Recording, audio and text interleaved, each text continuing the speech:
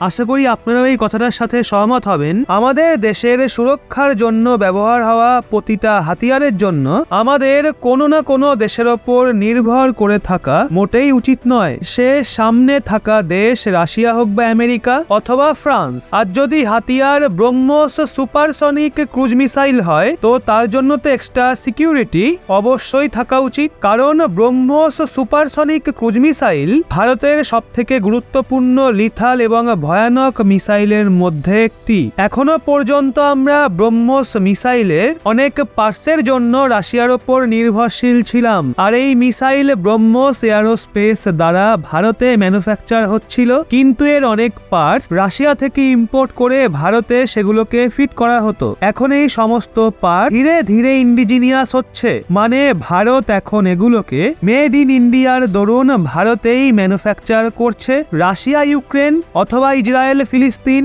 বা আর্মেনিয়া আজারবেইজান এই সমস্ত দেশগুলোর মাঝে হওয়া যুদ্ধ থেকে আমরা এটাই বুঝেছি আমাদের সমস্ত হাতিয়ার ভারতেই ম্যানুফ্যাকচার করতে হবে। ব্রহ্মোস সুপারসনিক ক্রুজ মিসাইলের কথা বললে এখনো পর্যন্ত এই মিসাইলের ফুয়েল রাশিয়া থেকে ইম্পোর্ট করা হতো, তারপর সেটাকে ভারতে এনে ব্রহ্মোস মিসাইলে ভরা হতো। ফুয়েল অর্থাৎ জ্বালানি, যার ওপর নির্ভর করে যে কোনো মিসাইল বায়ু পথে ছুটে চলে, অনেকটা দূরত্ব অতিক্রম করে। আমাদের রাশিয়ার ওপর তো সম্পূর্ণ আস্থা রয়েছে, কিন্তু যদি কাল কোনো কারণে ভারত দীর্ঘ সময়ের কোনো যুদ্ধে ফেসে যায় তো ওই কেসে আমাদের জন্য সমস্যা সৃষ্টি হতে পারে। যদি কাল রাশিয়াও একরকম বাধ্য হয়ে আমাদের ব্রহ্মোস সুপারসনিক ক্রুজ মিসাইলের ফুয়েল সাপ্লাই না করতে পারে, বা চীনের চাপে পড়ে যদি রাশিয়া ভারতকে ব্রহ্মোস মিসাইলের ফুয়েল দিতে অস্বীকার করে, সেই জন্য ভারতকে সমস্ত রকমের সিচুয়েশনের জন্য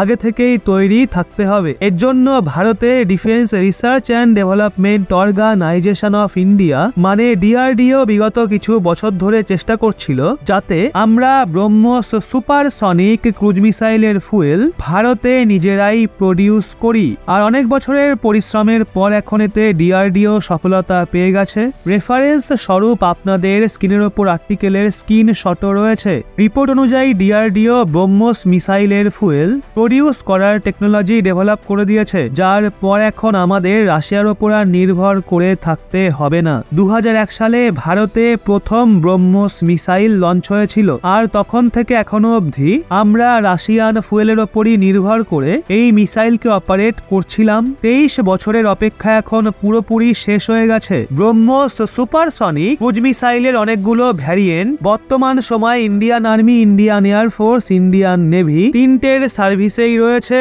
এমনকি আমরা ব্রহ্মোস মিসাইলকে বর্তমান সময়ে এক্সপোর্টও করছি, মানে অন্যান্য দেশকে বিক্রি করছি। এক্ষেত্রে ইন্ডিজিনিয়াস ফুয়েলের টেকনোলজি অর্জন করায় ভারতের কয়েক বিলিয়ন ডলার বাঁচবে। ফুয়েলের পর এখন ব্রহ্মোস মিসাইলে ইন্ডিজিনিয়াস কন্টেন্ট 78 থেকে 80% হয়ে গেছে। এর মানে হলো এখনো ব্রহ্মোস মিসাইলের 20 থেকে 22% পার্টস আমরা রাশিয়ার থেকে ইম্পোর্ট করি। রাশিয়া থেকে সেগুলোকে আগে ভারতে আনা হয়, তারপর ভারতে এনে সেগুলোকে ফিট করা হয়। কিন্তু মোদী সরকার চেষ্টা করছে যে আগামী 4 থেকে 5 বছর এই পার্টস ভারত নিজেরাই ম্যানুফ্যাকচার করুক, আর ডিআরডিও সেটার টেকনোলজি এখন ভারতে অনবরত ডেভেলপ করার চেষ্টা করছে। আশা করি তাতেও তারা সফল হবে। তবে বন্ধুরা, ভারতের এমন প্রচেষ্টা দেখে আপনারা কতটা আপ্লুত, ব্রহ্মোসের ওপর আপনারা কতটা ভরসা রাখেন?